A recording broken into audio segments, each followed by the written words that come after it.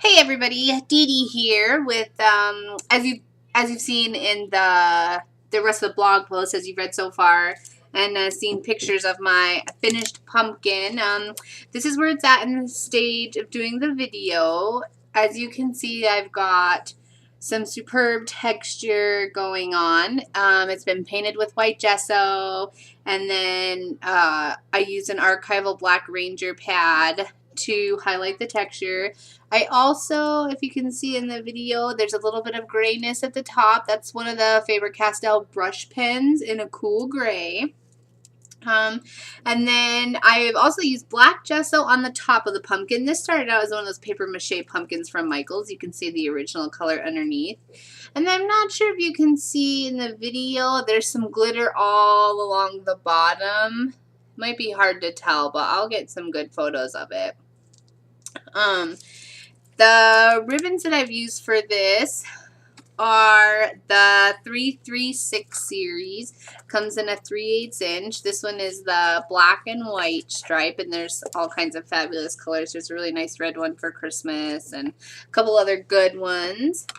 I've also got series 392, which is this satiny, gorgeous box pleat. I love this. I have it in almost all the colors and use it on almost everything. I'll also be using this KS series. It's a wired, like a wired cord, and it holds its shape, and we're going to give our pumpkin some little twirlies with it. And then, believe it or not, I picked up this is the 381 series. I picked it up for Christmas. It's got a sheer middle, and then like this tinsel edge, this super fine, like glittery, gorgeous edge. And I picked it up for Christmas, but then it ended up just fitting really nicely into my black and white pumpkin. And as I explained in the blog post, the rest of the blog post for this project, I had intended the pumpkin to be an all year round home decor piece, and so I kept it black and white. Now Chrissy Cologne from the design team had suggested a little orange ribbon in it to make it very Halloween-y, and she had a really good idea. If I didn't permanently attach the orange ribbon, which I had this really gorgeous like orange tinsel, if I didn't permanently attach it, then I could just take it off or even change out the colors for other seasons or other occasions. So that's always something to keep in mind. But the part I'm going to show you now is I've attached all of the ribbons except for the last opening here. You can see the last divot in my pumpkin. I'm going to start with my tinsel piece, and I'm going to tie a knot in it, and that kind of gives me these like little raggedy edges up here, which I really like. I feel like it just adds a whole new dimension to the pumpkin. So I'm just going to tie a regular old knot in it and tighten it at the end. And then you can see when I do this, the ribbon naturally gets its own curve, which is so perfect for the pumpkin. Okay, I've got some fabric glue here, and then I've got my stripe. I'm putting my stripe on next. I'm not attaching this yet though, okay? I'm just going to glue together these three ribbons. So I put down the tinsel sheer, and then my stripe, and then this. And I'm just going to use the fabric glue to glue them all together so that I have a little dangly for my pumpkin. And I picked up this paper mache pumpkin at Michael's, and I will tell you, I went there twice. And the first time I was there, they said they didn't have them. And I went back a second time looking for something else. I was grabbing some palette knives for a class I was teaching. And lo and behold, I found them at the bottom of a Halloween decoration thing, barely a day later. Anyways, I've got fabric glue on both sides of my ribbon. I'm going to tuck it in here. And then I'm just going to grab this guy and put it here. Now on all the other ones, while the glue was still wet, I would just plop it down and hold it in place for just a couple seconds. But I'm going to hold it in place here for a couple seconds and then put it down over here to dry because I want to add some little curly cues with that KS series I was talking about earlier.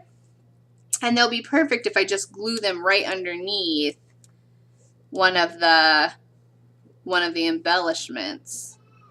Okay, so it's really awesome. I already have, you can see how stiff it is all on its own. I've already got a little piece cut and I've just got a pen. You can use a pencil or a crayon or a toothpick if you want it really fine, your curly cue. And I'm just wrapping this around it and then I pull it off and it holds that shape. And then I'm going to pull a little down and make it a little topsy-turvy, a little off because they're never perfect. And I think this one's actually a little big, so I'm going to trim it down. Oops. There.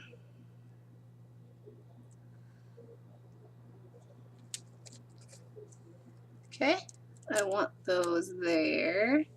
So then I'm going to go back to this piece, grab some glue for the underneath.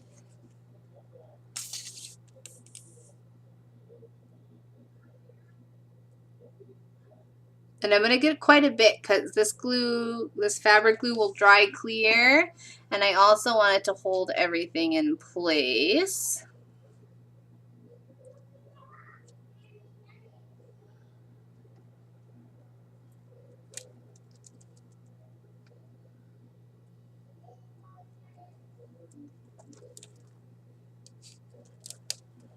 And just pluck it all down in there.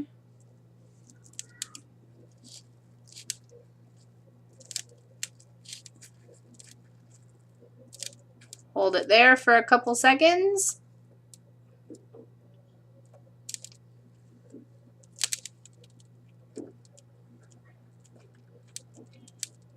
There we go.